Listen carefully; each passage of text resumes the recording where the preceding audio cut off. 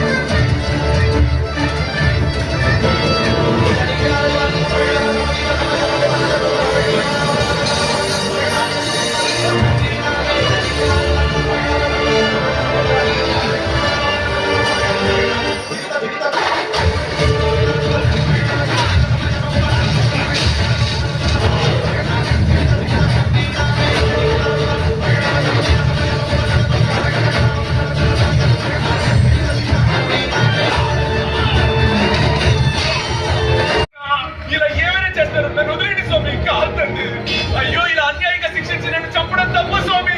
ఈ బాబు నిన్ను ఊరికే వదిలిపెట్టదు. నీతిని కాచే దేవుడే నీతిని తప్పొచ్చా?